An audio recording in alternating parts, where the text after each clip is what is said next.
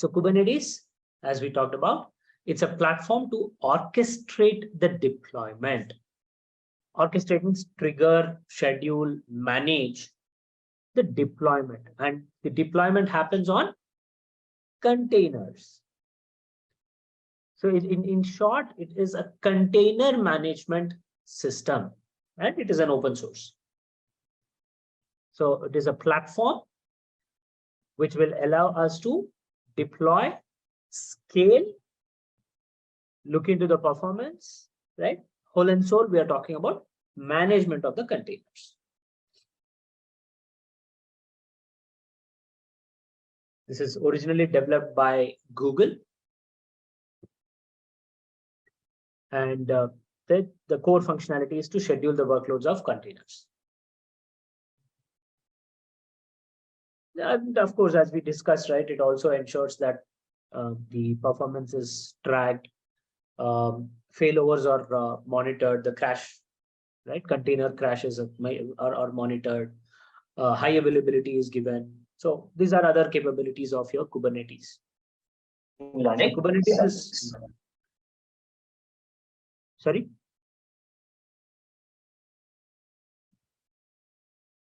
Somebody had a question? Okay. All right. So Kubernetes is basically not a platform. It's not a platform as a service. Okay.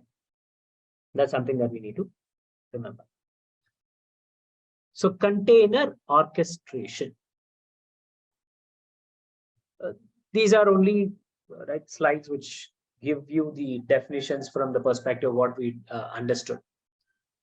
So efficient packing of containers following the constraints of the deployment environment and the cluster configuration. Now, cluster, what does cluster means? Yeah, what does cluster configuration mean? Clusters means. Anyone? Basically, a group of many elements. Exactly. Cluster is nothing but a group. Right? So here we are talking about containers.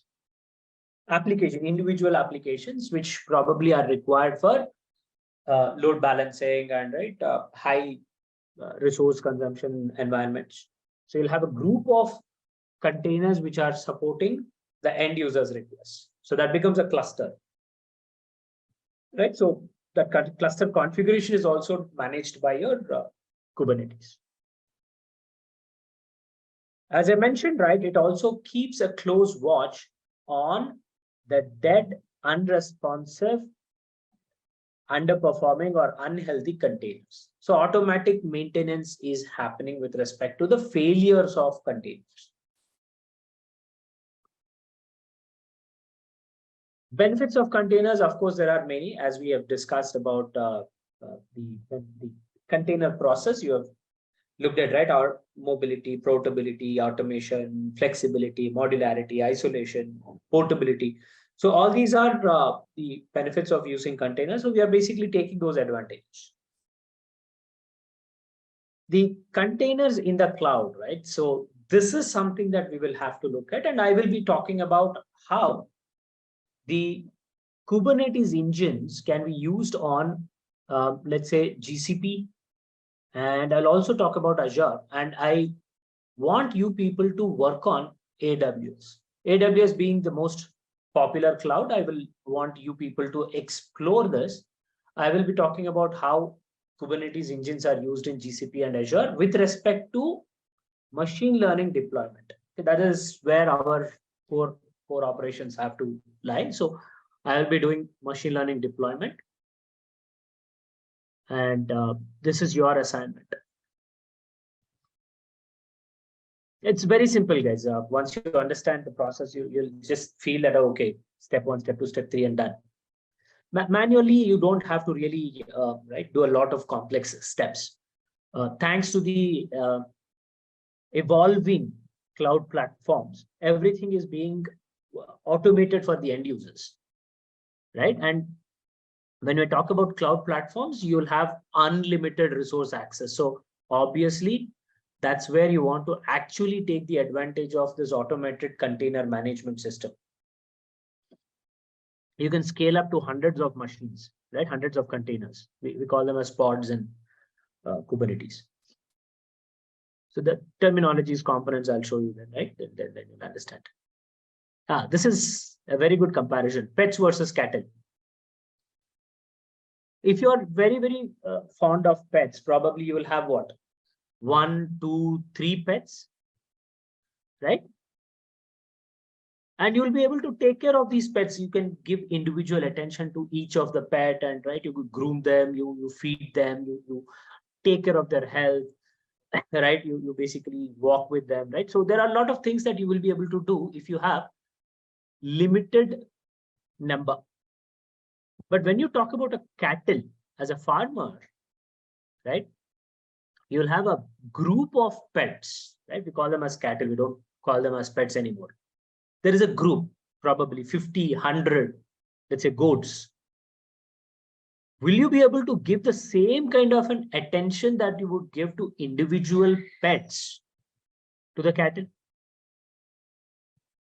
No, right? Obviously, your attention span would be decreasing when you try to give that right importance to each and every animal in this particular group of animals, the cattle, basically. This is the comparison. So here we are talking about Docker containers, individual Docker containers. But if you have many containers, obviously you want something which is automated to manage all of those container images or containers. So that's a very good comparison, which should give you a clear picture on why containerization management is required. So Kubernetes concepts, if I talk about them, you'll have clusters, you'll have nodes, you'll have the master node, then we have the pods, then we have labels, annotations, label sectors, services, volumes. So these are some of the high-level concepts that we will have in Kubernetes. We will talk about the architecture and the components. You'll get a clear picture on what exactly these components are and what is what and all that. So Kubernetes has another short name to start with. It is also called as K8S.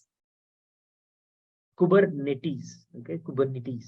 So it's like pronouncing K8S, right? So Kubernetes, that's in short. So as we discussed, Kubernetes is basically allowing us to get the microservices get going on. Microservices are implemented. So each service can be individually managed, right? That's basically the primary objective. So it's a framework or a tool which allows us to manage containers or microservices, you can say. These are different terminologies that are bringing up. Now, these containers, right, they can be distributed to different machines. They are not lying on a single machine. They can be working on different machines, right? And this Kubernetes is basically a platform which uses these different distributed components and tries to manage the life of, or you can say the development life cycle of your containers, right from its creation to its submission or dissolution. So through the entire journey of a container, Kubernetes is basically there to maintain it. Okay. So let us try and understand some terminologies in Kubernetes. But before that, right? So Kubernetes is basically, let me take these components, right? So these are your components that we'll have to look at. I'll talk about the Kubernetes components. But if you see, there are two primary components. One is the master, the other one is the worker or slave nodes. So this is your master here. This is like your master. This is worker 1, worker 2, right? So on and so forth. Distributed environment is always having or is always configured in master slave architecture, where master is the controlling engine. It decides what needs to be done, who needs to do what and all that. And the slave nodes or slave components will actually follow the instructions that master is giving. Any distributed environment you talk about, it will follow master slave architecture. Okay, so distributed framework, where we are basically saying that there we have multiple, you can say nodes or computers, multiple resources. They are working together for better management or better performance and better scheduling and all that. One of those nodes or one of those resources will act as the controlling or a manager for rest of all the resources. All right, so we'll always have master slave architecture. And in Kubernetes, every machine that we use, right, as an individual machine, will have Linux operating system. Okay, these are machines with operating system automatically being there, which is Linux operating system. You don't have to install it. Your Docker container basically will be having those Linux operating system images.